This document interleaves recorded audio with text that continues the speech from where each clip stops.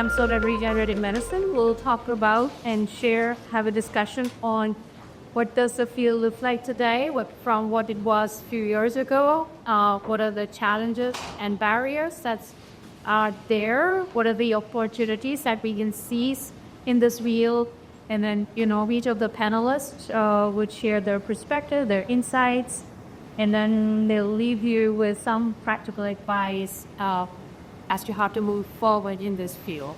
And what really excites them as they are in somehow in various ways more in advanced. So I will start with having each of the panelists to introduce themselves and the role they play in the ecosystem. Here's this over to you, Jon. Sure. Yeah, so I'm Jon Rowley, founder and chief product officer at RoosterBio. And we are a GE supplier of the cellular raw materials from what we start manufacturing processes from. Specifically, we're in the mesenchymal stromal cell part of the field. There's over 150 clinical trials started globally every year that use MSCs as a starting material.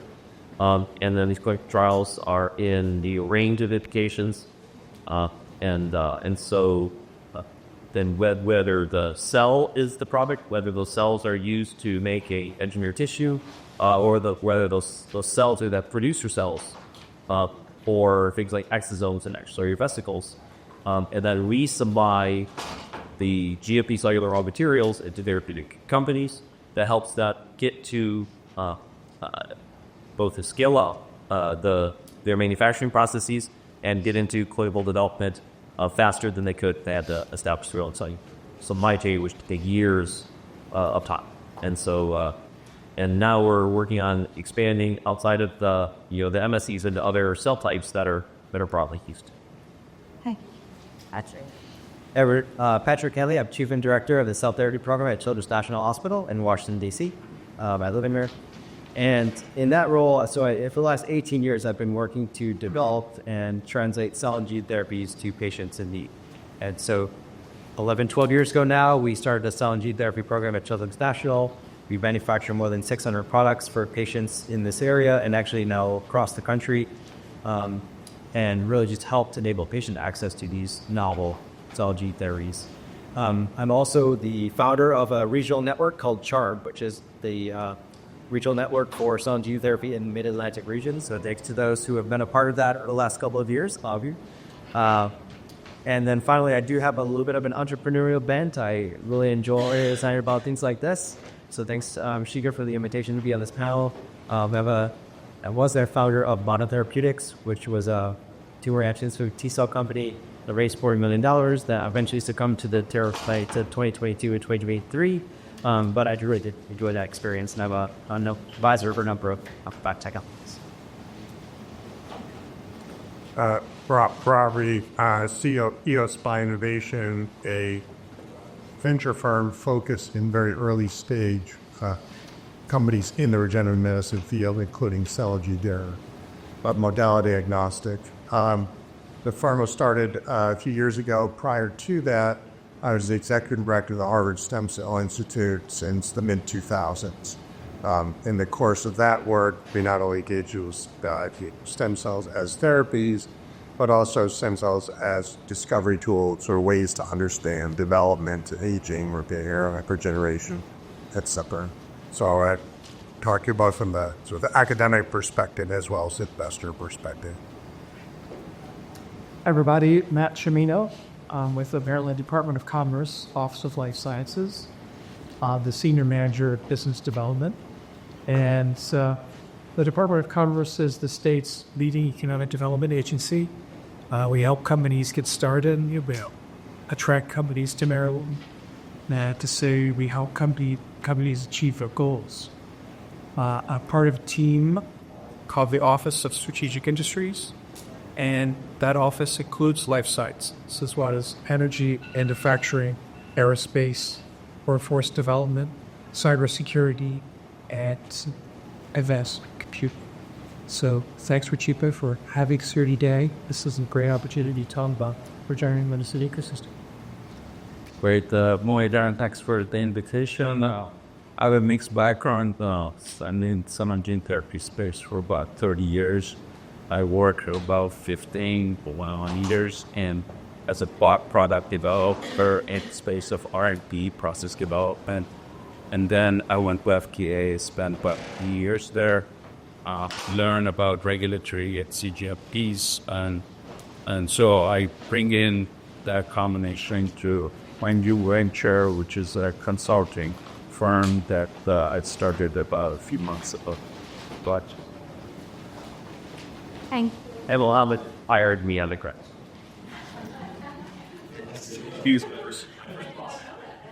Chris, you is the connection. Did you regret it or? no, it's done. I just already among it. It's a good combination of science and business venture, so that's perfect. So, well, let's start with understanding from your perspective what the field was, 10 years ago and how it has evolved now. Ron, John, do you want to start? Well, since I started first, start now there. Yeah, sure. You will talk from a regulatory point of view. How the field was. Yeah, I'm going to focus on regulative, perhaps.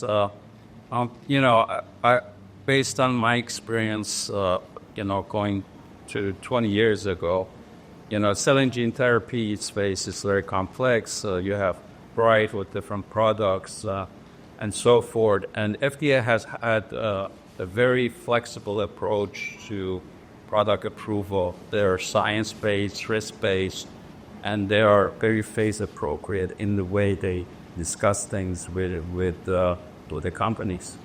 And they have really worked with the industry as not only a regulator, but as collaborator.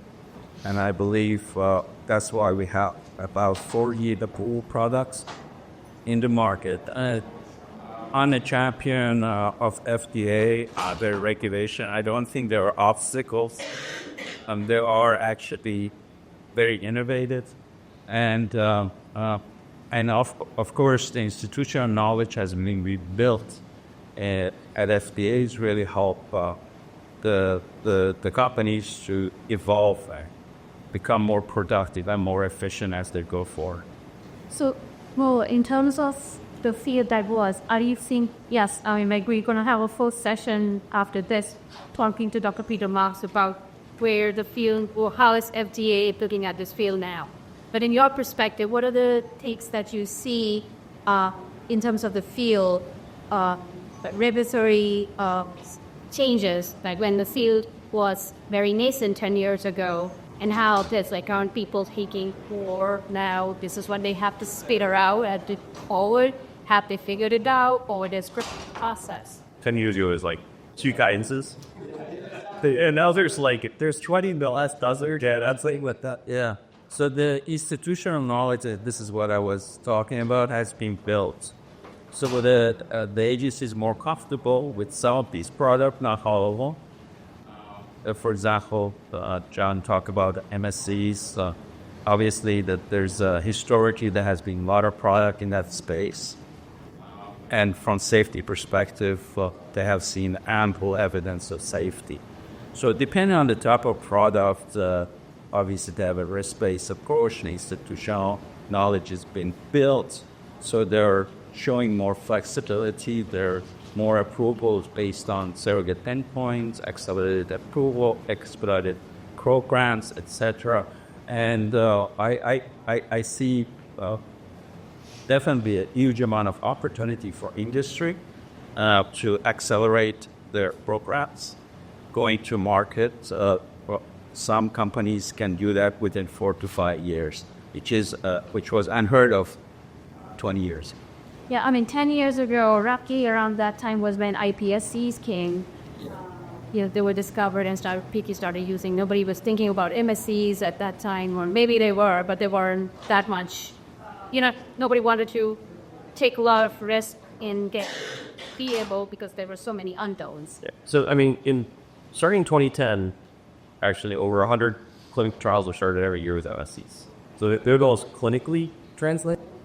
And now it's built up to between 150 and 170. Revesties were used as starting materials. Now some of those, like the cell therapy trials have gone down in the, I would say, the exosome, where the cells are making the exosomes. Those exosome trials are now increase it.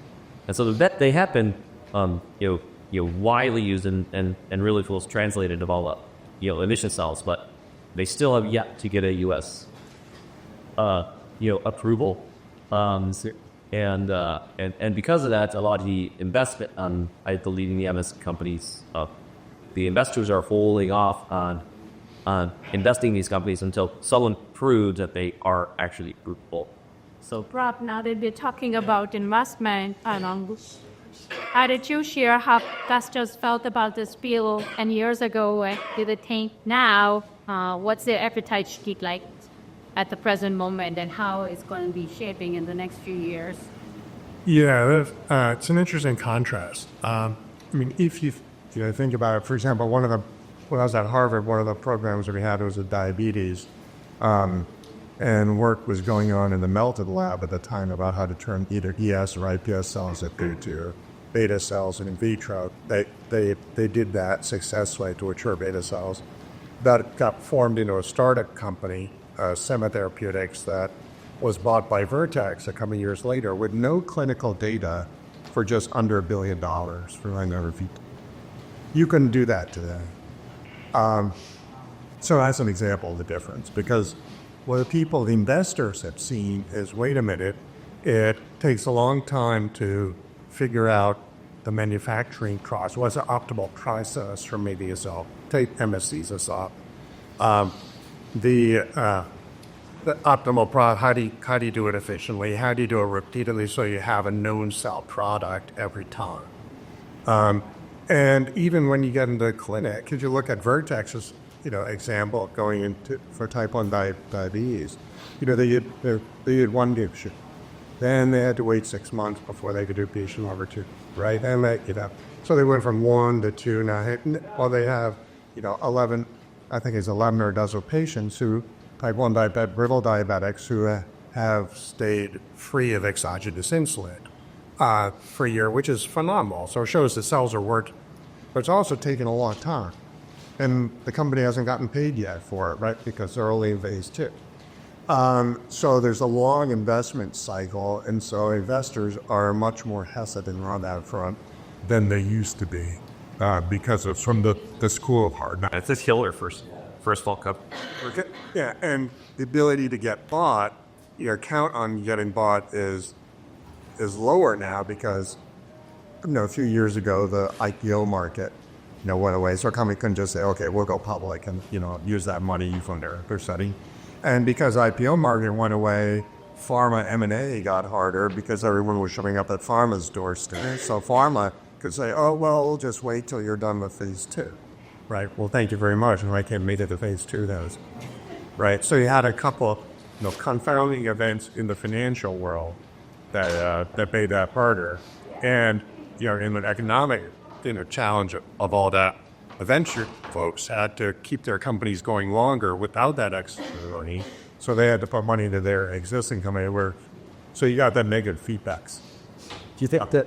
Sorry, I was going to ask if there was an influx of non-specialized investors after the CAR T cells 2017, and that also they had unrealistic expectations of that rapid return for that Bardis God and the Kite God. I think that's true. And then you had too many people in the CAR T space, one could argue, so then returns got some Reeves. Then you also had alternative ways to solve problems. So people were thinking about, all right, maybe, I don't need the stem cells replacement part. Maybe I can use a biomaterial or to stimulate, use a small molecule to stimulate endogenous repair. Are there more economical ways to do the same thing? Or are there ways to, will cell therapy not really take off till, I can make manufacturing much more efficient, right? Whether either switching from allo to auto or having an off-the-shelf cell bank or hypoimmune cells, and when will hypoimmune be ready? So there are all these other sort of technical considerations that sort of promise to make the economics of cell manufacturing and cell production cheaper, but aren't quite there yet. And then, I mean, compared to the field many years ago, here, new tools, there was no CRISPR at the time. Now people are talking about CRISPR as one of the gene editing tool and, using stem cell. And, that's perhaps, how the field is evolving towards allogeneic. But, there are challenges even with that. And with gene therapy, right? I mean, there was just actually two interesting announcements yesterday or today, right? Where you had Novartis buying Kate Therapeutics, $1 billion, right? In the muscular dystrophy space, and saying that their cell gene therapy platform was going to be worth $50 billion by 2030, which is great. At the same time, you had Bluebird Bio running the FDA is looking at them because in their adrenal leukodystrophy trials, several of the kids have gotten hematological cancers, and they think it's because of the lentivirus, potentially. Never know, but so that makes investors say, wait a minute, what can go on here in the things that and then there's a whole reimbursement issue that we could talk about as well. It also came out today. Yeah. That's right, the Medicaid, right, in terms of being outcomes-based, because if you're charging $2 or for $3 million per therapy, and you have a patient population that can't pay that, or insurance won't pay for that. Right? It's the structure. I say one thing, we're talking about institutional knowledge. The gene therapy obviously has some advantages to ex vivo gene modified cell therapy, and each product has different risk benefit profile. And what is happening is that, again, there is evolution into developing products for gene replacement based on gene therapy strategy and CRISPRs and others in combination with cell-based therapy. And at the end of the day, cost of manufacture has been the major determinant from business side. But I'm referring to it because cost of manufacturing is really related to how much control you have in your processes to manufacture the product. So when FDA talks about CMC control and other control and manufacturing consistency, these are tied into the business consideration as well. Quality of material is very important, but the high cost of material drives the cost up. So these products are expensive. Gene therapies upwards of $2-3 million, and gene-modified cells like CAR-T, 580. We talked. Those are the cost of goods, right? That's no charge for it, and you charge for. And so the system is overloaded to some extent. Reimbursement is evolving, but at the same time, these are very novel technologies, and some have unknown risk benefits that FDA deals with every day, as you alluded to, the genetically modified and the retroviruses and the lentiviruses have certain risk profile. So I think we have a complex system, but I think what drives the innovation forward is that ability to cure patients. Right. And that is going to be fundamental. The more we see that, the more innovative companies are and the more successful they are. That would drive the investment in future. Oh, totally well. But do you think at LFC, we have, healthcare and new therapeutics becoming unregulated, right? I mean, we have definitely a new administration coming in. It's going to kind of try to disassemble some regulation. But do you think you could come back a little bit from the regulation to allow for lower cost manufacture for novel products like this? Is challenging. Either the person close to you can tell you that the cost of manufacturing CAR-T is going down. The real cost, based on accumulated knowledge of manufacturing, is going down. However, for reimbursement purposes, the cost is going up. So there's a disconnect between the two. I think cost of manufacturing with experience, institutional knowledge, and being able to, do the work reproducibly with cheaper material and substitution and manufacturing changes, which are encouraged by FDA, will drive the cost down. And that will make the products more affordable, many of us, hopefully. There's no disruption and there's not adequate competition in the marketplace to drive down the cost of these drugs. And in my opinion, right, it's kind of like, well, there's inflation. The grocery store will increase your prices and also a little extra because under the guise of inflation, right? And I think that's the same thing with these drugs. Yeah, the cost of Kymriah is not $475,000. They were a shocker, right? Sell $580,000, but everyone still says it's $475,000. It's gone up because of inflation. But it also, this way, the field really goes 10 years ago, it was much, much nascent. It has matured. And, what you think, go back, 50 years ago when bone marrow transplant was done first time. And now it has become so standard that, the physicians are doing it on a routine basis. I mean, we're assuming that something down the road, this would be the case for stem cell-based therapies as well. The cost will go down because the processes will be optimized, something will be automated. There will be more knowledge in the field as to how to overcome the challenges and what needs to be done to bring the cost down. So we're still, while 10 years ago it was a nascent field, it's still not at the stage where we can say, we've taken care of all of the issues. And I think the attitude that people had a decade ago or 5 years ago was saying, okay, if you can have a restorative, degenerative, curative therapy, great. It'll work that the market will be for it. Now they're like, well, wait a minute, the market may not necessarily be for it. And, therefore I think there'll be lots of incentive to look at ways to not only do things like automate manufacturing, do off-the-shelf cryolysis, but also just the supply chain. Can you, store a frozen cell product, and then when you thaw it, you get, 90% recovered or 50% recovered? And, knowing those sorts of things will be huge to the economics of the make a cell. What can you do in a centralized fashion? Does it have to be local? So thinking about the supply chain, which is then not typically what an academic lab does or an early stage startup, but you have to think, what happens when you scale it, and what are the economics of that going to look? And what will, entities like, NICE or others, look for what's the value of the therapy building? I did a lot of cost modeling on the MSC side, right? And it's a long time ago. Get back in self-pay when I started a new job, and then all of a sudden the financial crisis hit, and I couldn't hire anybody. So I had a lot of time to think. And then I realized, right? So MSCs, when they're made, 10 million, 100 million at a time, which is around a dose, they're,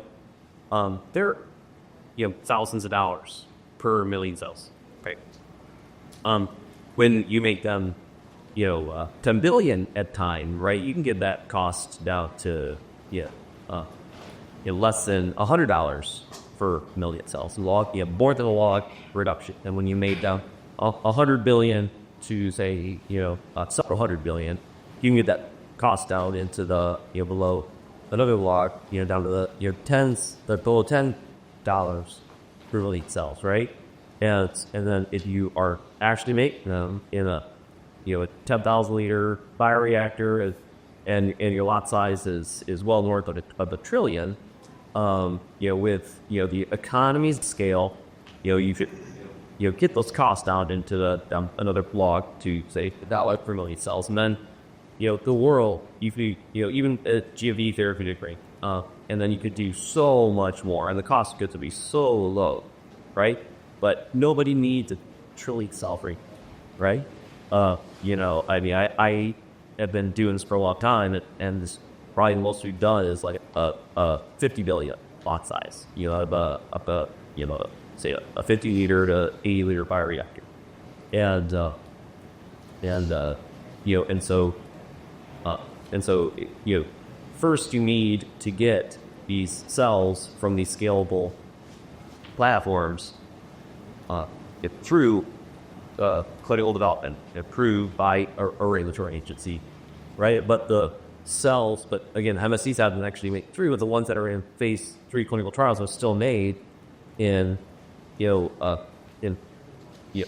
2008 technology and 10-layer flasks, and are not the scalable platforms. And so you have to go through several iterations of getting approval with small scale, changing the manufacturing. Every manufacturer changes. It's horrendously expensive. In regulated products, and so there's a big chicken neck. It needs to be done safely, and the critical piece is the attributes, right? Knowing that it was a successful transduction, but that would be a way more efficient way of doing it. But we're trying to combine pharmaceutical drugs with bone marrow transplants, and it's not work. Can I just mention one thing? Is like you talk about trend. I wanted to answer your question because I didn't completely answer. The trend is to identify technologies that cost less, but they usually are bad for. And so you can see like investors like off the shelf, develop off the shelf. Does it work? That's a technical. Very well, all other things being equal. Oh, or you're talking about non-viral versus viral therapies. It costs a lot to make a virus rather than make a RNA that can be used to transduce cells. So RNA therapy for in vivo indication, application, they're much more affordable, cost-effective. RNA doesn't cost as much as a virus to be made. So the cost of good drives the innovation. And the cost of, as long as the ethic pathway, the rest, that process is going to be iterative, will go forward. So that's what trend that I see is really looking at cost reduction, but and at the same time maximize benefit for the patient. So, Man, what are you thinking about? Well, thanks. This is a great national conversation. This is already fantastic. But to think about Maryland over the last 10 years, I wanted to think about our major academic institutions and our workforce and our general ecosystem for regenerative medicine. More than 10 years ago, we're talking about it would be nice to have. And now today we're talking about we have major centers of discovery right here in Maryland at the University of Maryland and Johns Hopkins. And those centers of discovery are creating intellectual property that's getting turned into robot IPAs that are saving lives. And that's something that's we went from an idea to impact over that time frame. Also, we have special programs now for workforce development to retrain workers to work in their choice. And that was not around 10 years ago. We have programs to retrain veterans to work at cleans. That was the ribbon cutting for the Maryland BioHub over Rockville, Celix. Also, over this time, our ecosystem, we've got expertise, institutional member. We've got expertise in salting. We've got service providers. We've got private sector startups, microcaps, small caps, mid caps, large cap companies that were not around 10 years ago that now have a huge impact on the Maryland workforce and the Maryland economy. So those are the three areas that I want to talk to you about state. Do you think the ecosystem in Maryland is maturing and is providing the resources entrepreneurs and researchers would need to advance it? It's keeping us competitive. Yeah. I mean, as somebody who started a company in 2017 and that immediately, once I got money, flipped to Delaware, Corporate, and then moved to Boston, I don't think I do about this infrastructure. So it's great to know if I do again. As you know, I am interested in doing it again. Great. I think this is a great place to start. So, one interesting thing, sticking to Maryland, right? And I was waiting for you to say LSCRF, right? Because that funding, I think, was there, back in 2010. And not many other states have kept their stem cell arms. Right. Some Maryland, where there were IT 7 states at the time when there were restrictions on federal funding to support this field. And now it's California and Maryland are the only 2 states that still have states to court to advance this field and commercialize daily discoveries. So yeah, that wasn't there earlier. But what I'll do say is that, industrial cell culture has as a, I see the Frederick, Maryland area, and it was one of the homes of industrialized, cell culture, right? So when I was in grad school in the 90s, I used a lot of cells and parapedia to expand those cells. And I bought them from, first it was Clinetics, and then, Cambrex bought Clinetics. And then, then they bought Clinetics, and then, and then this was in Walkersville, Maryland, and it now lived 1 mile away from the site where they work. And then because I got brought to Lonza, bought that company, then I got brought there to run R&D for Lonza's cell contract manufacturing, which they got into because of that was really when cell therapy was coming in the late 90s. No one knew how to manufacture cells under especially primary cells under GMP. Except for this site, this Camrex site that was Clinetics and Clinetics that were at a GMP manufacturing for getting cells into the research field, and because of that, they turned it to the largest contract manufacturer for cell therapy because they're the only ones that knew how to do SOPs and QA release of cells, and they were the largest contract manufacturer for cell therapy. Lonza bought them, who was the largest contract manufacturer at the time in protein therapeutics, so they wanted to get into that space. But that's then what brought me to Maryland from Ann Arbor. And so, and just like looking at the ecosystem, there's Clinetics, there's Universal Sciences, right? And there's these other like biotherapy companies, and so they all kind of like arose, because of the I think the government research that was started here, right? And so and so I see this as a technology cluster of GMP cell culture and large scale cell culture, and there's a really good amount of companies in this area. So if you do want to start a company in that area or in that space, then the Maryland is a great place for it, which is why we're getting the Kite. I mean, Kite put a several hundred person manufacturing site in Urbana, which is right outside of Frederick. AstraZeneca is not about that, was expanding its manufacturing. Yeah, so. And I don't know if there's the equivalent in Maryland, but I think one of the key components in this are cell manufacturing ecosystem. There are entities that are halfway between the academic lab of the Lonzas of the wall. Because one of the problems in... That's a... Yeah, okay. We need your... No, because... And that's the key. Because what happens in the academic lab, you're operating at this scale, and then Lonza wants you to operate at this scale, and they want your SMPs locked down. You have to fit into their schedule line, and you don't, you get bumped, and they want the research price, right? Yeah. 500. You need it. Right, you need an entity that can help those early stage projects figure out their SOPs, figure out their process, in a way that can be transferred to Lonza. And so, for example, in Toronto, so our CCRN, the Center for Commercializing Regenerative Medicine, did that, and now there's also offshore for-profit CDMO there, Omnia Bio.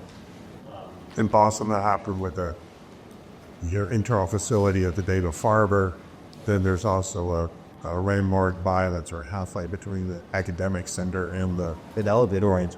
Yeah, an Elevate. And so my point being is you need, for part of that ecosystem to work, you can't just sort of throw it over the wall to the Lonza world and, to show that that'll work, because it won't, will backfire. So having in that ecosystem center places that can do that and help that commercialization. I have a question. So, you're from Boston, Massachusetts, mainly, right? And when I see Maryland, I apologize if I say this incorrectly. They should be the leader in this field. because they have the government here, they have all the institutions, they have good academics, they have everything possible. In Boston is prolific in producing companies in therapeutic. I see a few companies here, but not as many as they spin out in Boston area and so forth. So what do you attribute that? But we are the number 3 biocluster of North America. So, Yeah, I know. but I'm Frank. Last Thursday, California's number 1, and our patents. You charge your local telephonist. So we're leading. I think it should be number 1. Like people say Diego services. Well, that's cheating. We lead on patents, but it's the square footage on wet lab space. So we're building buildings, but it's a risky proposition because if you overbuild, Boston to want to contraction because they overbuild. So it has to be done very carefully, and you don't want to wish yourself to be number 1, aiming to be and take it to the bottom because you overbuilt. But we want to be smart and focus and keep building a sustainable ecosystem. And you're right. I think we'll do better than what you might think. But there's always room to grow and do things better. I think, Rock, you were talking about having a company that straddles. Patrick's talking about watching companies like that. It's very difficult to manage that pipeline because it's feast or famine. So you need to connect that with a diversified revenue stream. But there are people thinking about doing that work. And so it's the relationship. So we're building here with Ruchika and the relationship with the FDA that enables those breakthroughs and that understanding. Yeah, I think Mo, related to that, what you have in Boston is a small geographic footprint, which can be both good news and bad news. But in that footprint, which is like, essentially a few square miles, you have that academic center. You have the Harvards, MITs, the U labs. But you also have the research labs in the hospital. Right? Margaret has 8 hospitals in its system. And then you have the venture capital community there. And also, what is true in the last decade that wasn't true when I first went to Harvard, big pharma R&D. So it's not just the mid-sized biotechs, not just the startups. But, Novartis, their R&D headquarters there for Basel back in early 2000s. But now every large pharma has a big R&D, so, Takeda, Sanofi, BMS, et cetera. So they're all there. So you can have the conversations in that ecosystem. So, for example, with cell therapy side, I'm just working with a PI for Children's Hospital now, and that's a new cell therapy. Right? And so we're talking about, where do we set up the lab? Well, we're going to be in the incubator that's on the Harvard Medical School campus, where, and so 2 people from the lab can move over there and a block away. They can use the cell therapy GMP facility at the Dana-Farber until they need to go outside, et cetera. So you can sort of, glue those components together relatively easy. That makes it easier to accelerate the innovation, start to move some of those things out loud. So I think Let's talk about some of the opportunities that you see in the field as of now, or opportunities you see as an Joy. Maybe we can start on that and talk about the partnerships that you force with MD, how to advance. If you can talk a little bit about those opportunities and what you see, or in terms of the, audience, what they can see. We've talked about some of the challenges. Yeah. So with some of the challenges of, of high cost, take a long time to get to your first patient, more to your clinical trial started, right? We saw an opportunity, and this is what spurred the founding RoosterBio on, trying to provide standardized things that many companies would need that take several years to develop or put together, that they could just leverage and take that couple of years out of their timeline to get So one is the cellulose supply chain, right? It could take 3+ years to put together a good cell line, And then if you are a startup company, you aim, a few you could spend $3 million, 3 years putting your cell banks together, and then you need 3 out of these, hundreds of vials that you could be produced out of that to run your phase 1, and then if it fails, right? That it's a lot of money, a lot of cost, and so we have off the shelf, GMP working cell banks that can be used by several therapeutic companies are all working off the same cell bank to then take their product concept into the clinic. Now, it also takes years of time to develop a good, stable, scalable manufacturing process, and so we also have the full cell expansion kind of standardized both in smaller scale flasks as well as in scalable bioreactors, and showing that they're already comparable, and so And that takes the variability out. it takes variability out of certain pieces of the therapy, and then what people do, they will layer their IP. There's a genetic modification, what they're doing with the MSCs, whether they're bioprinting them to do a perfusion disc, or whether they're making a cell-based gene therapy, or whether they're stimulating the cells to make engineered exosomes. And we've taken big pieces that each of those companies would have had to spend years and millions of dollars to optimize their cells. Now they can just take an off-the-shelf blood, be a 50-liter bioreactor with a few weeks if they really want to, and that seeing how that works with their product.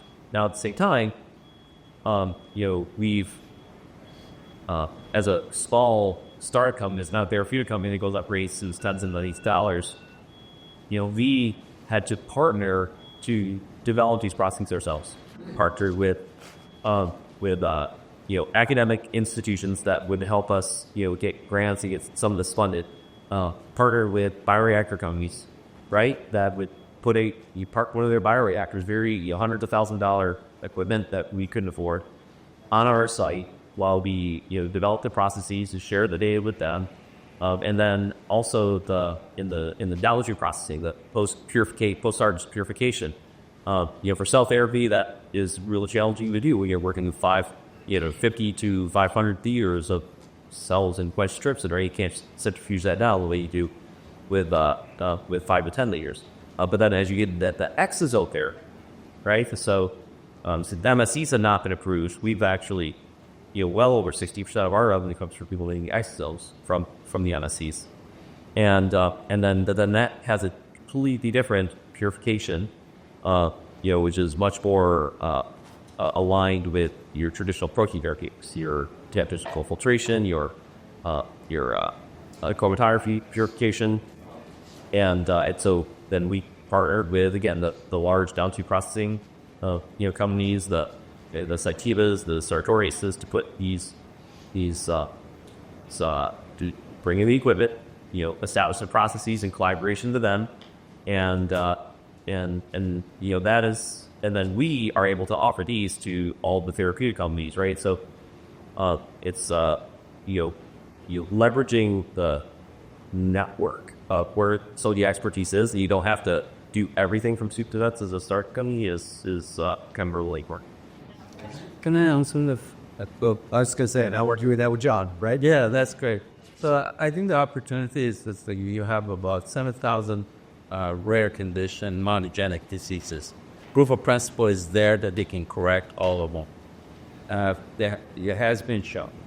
And now the trend is going to be toward approaches that are less costly, that capitalizes mRNA technology.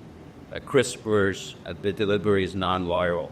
So think about it like in future when you talk to NMRs. That is what he's looking at, and that is what is focusing. So we treat as many as 7,000 as much as possible before he leaves FDA and approve those products. Because proof of concept is already there. It's a matter of companies doing it and showing that the products are safe. The mRNA technology is cost-effective, scalable, and so forth. That CRISPR, whether it's in vitro, ex vivo, or in vivo, the principles are being established. That's already. So, Rob, what would you say are the opportunities that the audience can see tap into the field?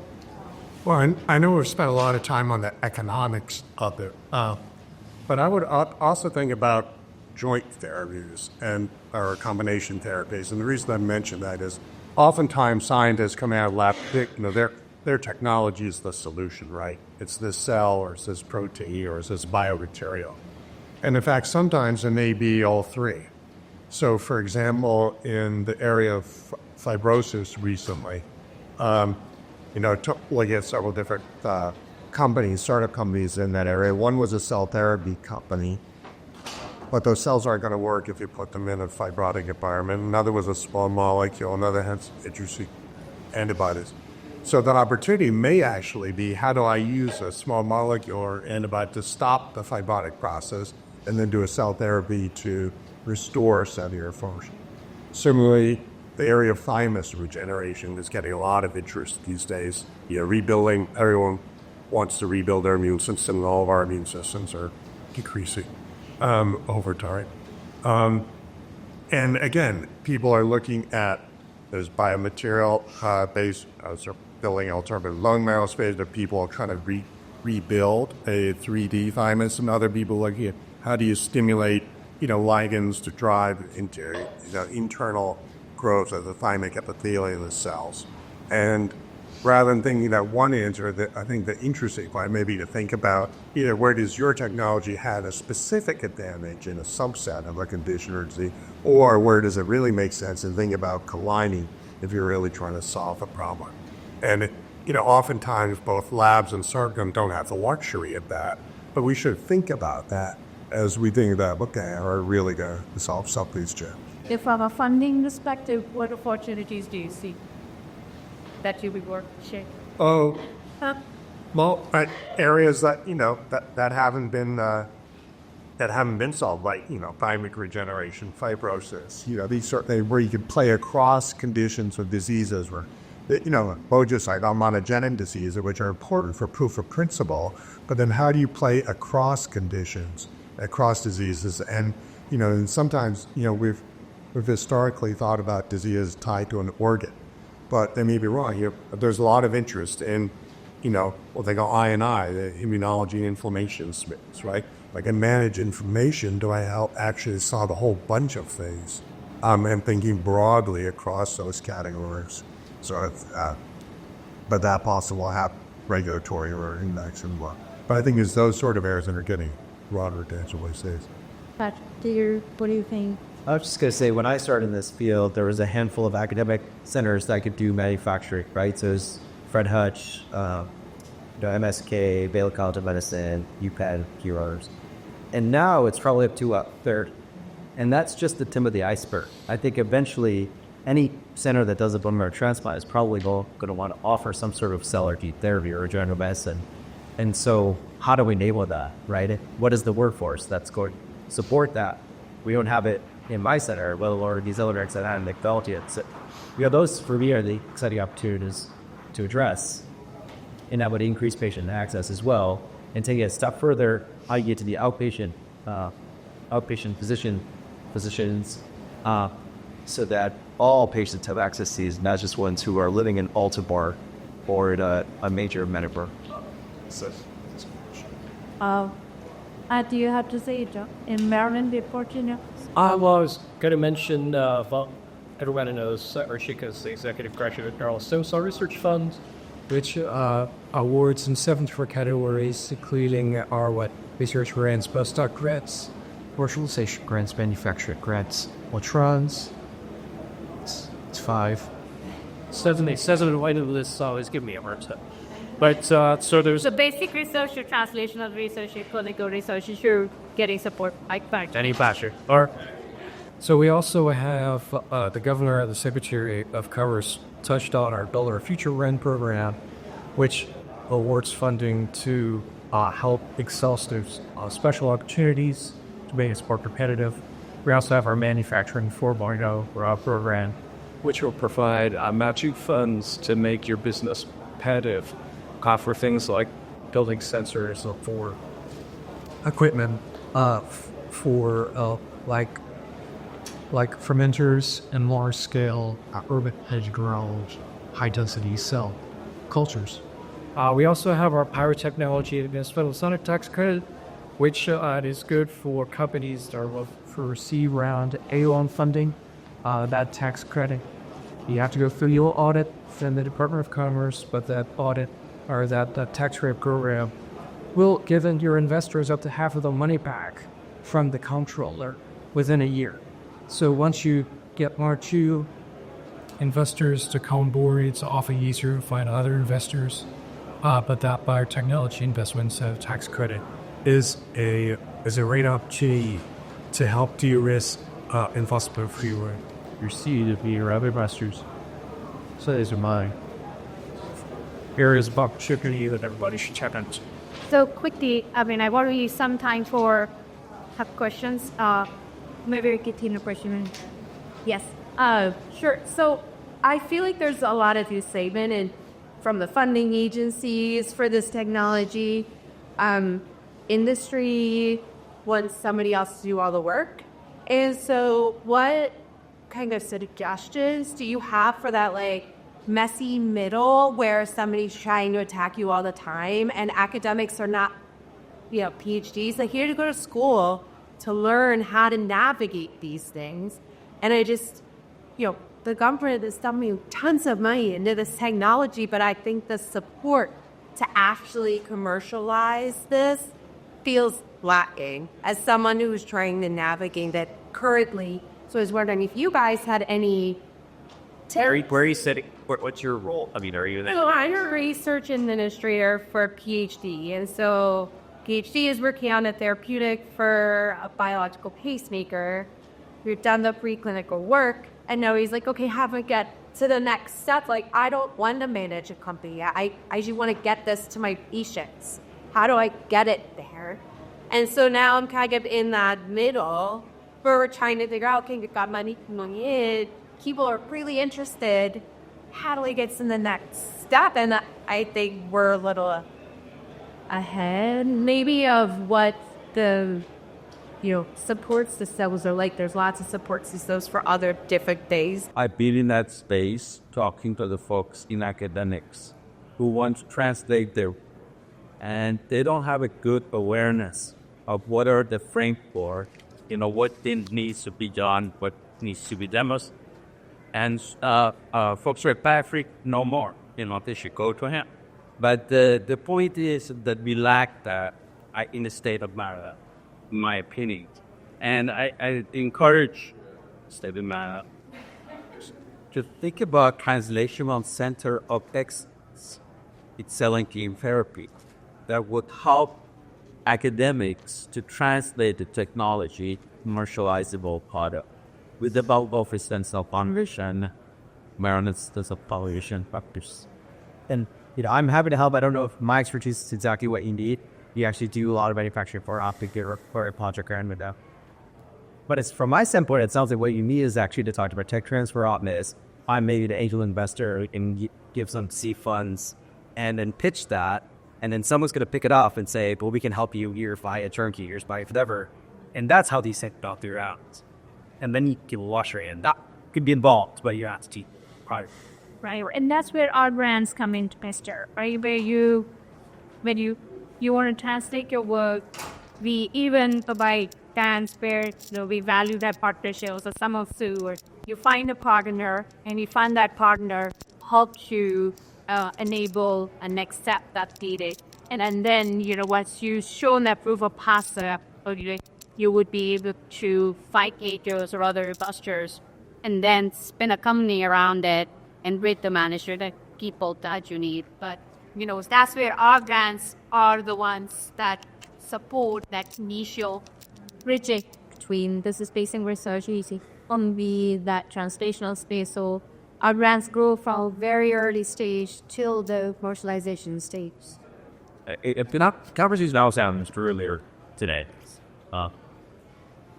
was that one of the things that San Francisco and Boston have that. You don't have a critical mass. Your gut is, a lot of people, a lot of successes, and a lot of entrepreneurs that have been successful and that are coming back to their universities and telling their startup stories, right? We don't have good people to model, to say, oh, that's how you do it, right? And I mean, you can find unlimited number of Silicon Valley pioneers that will stand for a class to 30 people, and they do that every year, right? And so whether it's Larry Page or Sam Altman, and they're always kind of going back and just talking about it to the next round of entrepreneurs.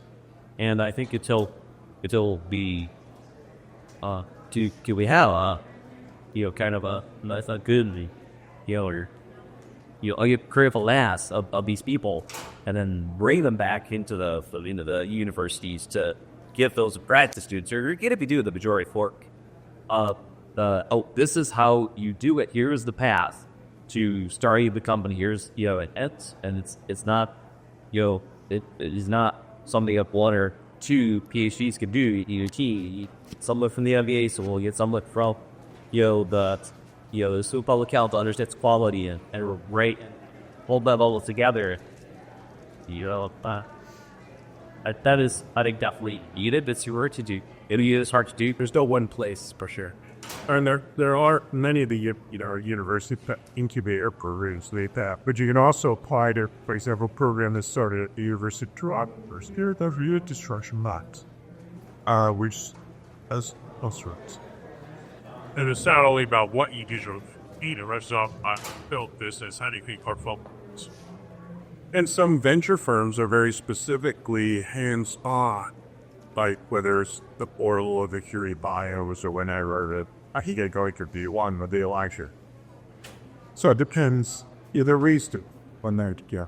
I have a question for you because I work in some of the Boston-driven companies, and the seed money drives some of what you're talking about. The taking that means making it translated into subkey that is partializing. You think the seed funding has dried up? It was on Maryland or otherwise, and how much of it really exists? Because you need that seed funding to really get the academic concept. And I appreciate that you have some funding available for translation, but I don't think it's enough. The seed funding is a significant funding. I'm working for a startup by the seed funding is like 20-30 mil. 20-30 million that you could use to demonstrate that your concept, you reduce the practice. That's it. For optics. What is the? I tried to ask it. Yeah, I could get that off of that piece. Not these days, but I think it has been that. I know. In the good old days. Good old. Just a couple years ago. I mean, for the bad money am I right now? Those things are gonna but these things do exist. So Harvard and Yale, there's this big fund that's internal, and that's pre-forming a company, right? Or Mass General has an internal fund, that's non-dilutive, and there's a venture on it. So some institutions do that, right? So you can start making a priority. The science. Say, what are the key de-risking experiments were from the iron? What business did 20-year-old tape or Almost running out of time. If they remember, are there any other questions?